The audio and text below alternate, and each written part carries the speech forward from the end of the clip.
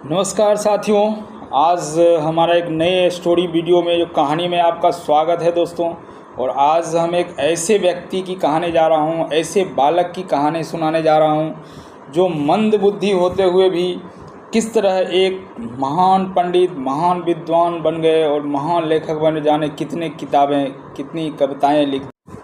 उनकी जो रचना है वो सबसे पहली रचना है जो करत करत अभ्यास थे, जड़ी मति होत सुजान और रसरी आवत जाते तो सिल पर पड़त निशान। इन्होंने आज हमारे देश के भारतवर्ष, जहाँ ऋषि मुनियों का देश कहा जाता है, जहाँ पहले गुरुओं के यहाँ शिक्षा ली जाती थी, उसने लिख दिए थे और आज भी हर हिंदी भाषी है उनके जुबान पर है।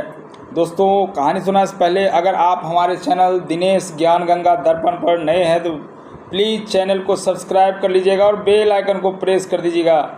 अगर कहानी अच्छा लगेगा तो दोस्तों को भी लाइक कर दीजिएगा और शेयर कर दीजिएगा। आइए दोस्तों, कहानी की शुरुआत करते हैं। दोस्तों, हमारे देश में पुरानी एक परंपरा, पहले ऋषि मुनियों का देश कहा जाता और यहाँ गुरुकुल में रहकर शिक्षा ली जाती थी। और एक समय की बात है, एक बालक जो एकदम अनपढ़ था, बुद्धू था, वो अपने पिताजी के पास रह के काम करता था। और उनका पिताजी को ये हुआ कि हम भी क्यों ना अपने बच्चे को गुरुकुल में दे आए पढ़ने के लिए। और उनको पिताजी उस बालक को लेकर के गुरुकुल में गए और गुरुजी के पास दे दिए। और उस बालक का नाम था बरदराज। और बरदराज, गुरुजी जब खड़े थे, बरदराज को लेके पहुँचे और गुरुजी को बोले, ये मेरा बच्चा है, इसको गुरुजी आप पढ़ा दीजिए। और उस दिन से बरदराज उस गुरुकुल में पढ़ने लगा, उस आश्रम में पढ़ने लगा। और पढ़ते पढ़ते कई साल बीत जाने के बाद वो बरदराज थोड़ा सीधा लड़का था और उसका क्या जो पढ़ता वो भूल जाता। जो भी गुरुजी शाम को दे देते, इसको याद करके ले आना, वो सुबह आके भूल जाता। वो बरदराज की इस हालत से उसके साथ में पढ़ने वाले बच्चे भी उसको बहुत चिढ़ाया करते थे, मंदबुद्धि कहा करते, बुर्बक कहा करते थे, बहुत तरह तरह की बातें बोला करता बच्चा। लेकिन बरदराज क्या करता, बेचारा भारी मन से चुप होकर रह जाता था। ऐसे ही समय बीतता गया और एक दिन बरदराज की इस हालत से गुरुजी भी तंग आ गए और बोले, बरदराज, मेरे पे जितना कोशिश करने का था, मेहनत करने का था, मैंने कर लिया, लेकिन तुम्हें पढ़ाई लिखाई तुम्हारी बस की बात नहीं है, तुम जो भी पढ़ाता हूँ भूल जाते हो। इसलिए एक काम करो बरदराज, तुम अपने घर चले जाओ और अपने पिताजी के साथ मिलकर कुछ खेती बाड़ी का काम करना, यहाँ पढ़ाई लिखाई तुमसे होगा नहीं। गुरुजी का यह बात सुनकर बरदराज काफ़ी चिंतित हो गया, लेकिन गुरुजी का आज्ञा को टाल नहीं सकता था और बरदराज चल दिए अपने घर की तरफ। गुरुजी ने उसको थोड़ा सा सत्तू दे दिए और बोले, तुम ये ले जाओ सत्तू, और जहाँ भी तुमको थोड़ा भूख लगेगा इसको खा करके पानी पी लेना और घर चले जाना। और बरदराज वहाँ से चल दिए। जाते जाते बरदराज कुछ दूर चलने के बाद आधे रास्ते में उसको एक कुआं दिखाई दिया और वहाँ पे एक पेड़ भी था। बरदराज सोचा, क्यों ना इस कुएं पर बैठ के थोड़ा आराम कर लिया जाए और इस सत्तू जो दिए हैं गुरुजी उसको खा करके पानी पी लेंगे यहाँ और फिर चल देंगे यहाँ से।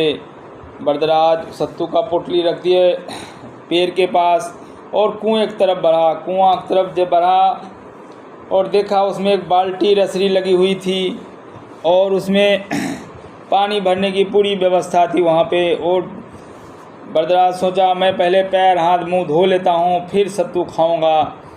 और जैसे ही पानी लेने की कोशिश कर रहा था बरदराज, तो बरदराज रस्सी को नीचे डाला।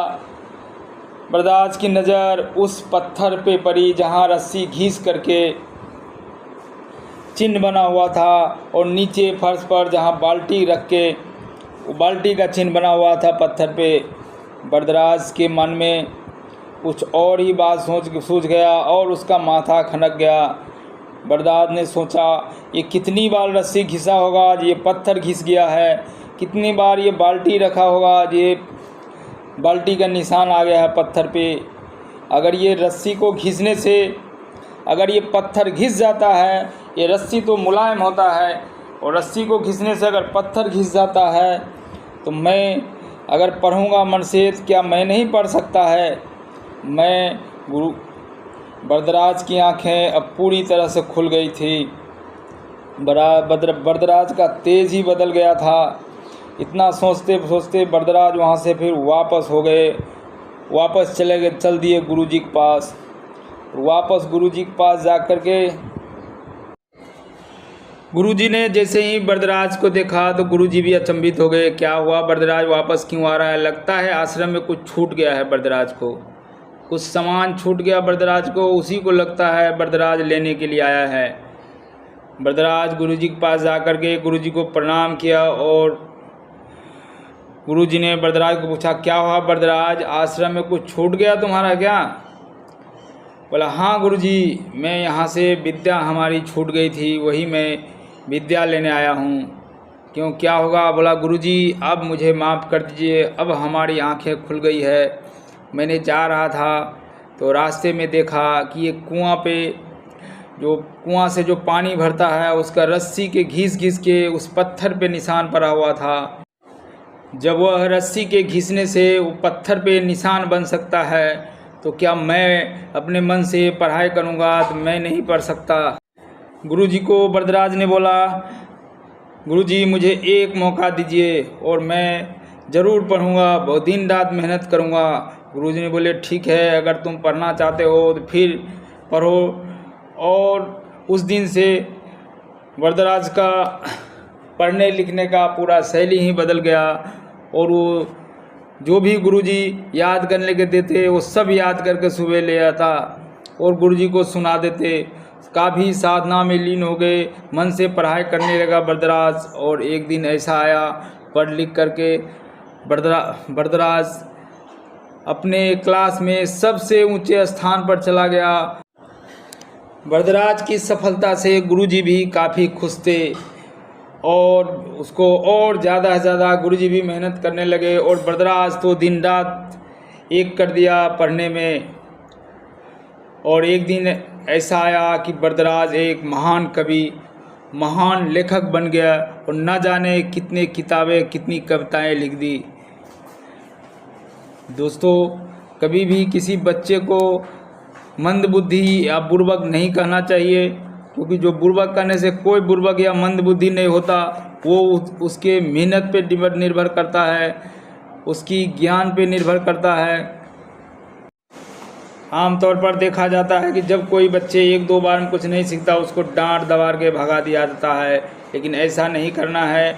एक दिन देखिए, यही वरदराज एक महान कवि बन गया और उन्होंने रचना कर दी। उन्हीं का रचना सबकी जुबान पर है कि करत करत अभ्यास ते जरमति होत सुजान और रसरी आवत जात है शिल पर पत निशान। एक कवि वरदराज की रचना है। दोस्तों, हमें आपसे निवेदन है, अगर फिर से एक बार अगर दोस्तों हम ये कहानी अच्छी लगी हो तो कहानी को लाइक कर दीजिएगा और चैनल पे नए हैं तो चैनल को सब्सक्राइब कर दीजिएगा। फिर मिलते हैं एक नई कहानी के साथ। जय हिंद, जय भारत।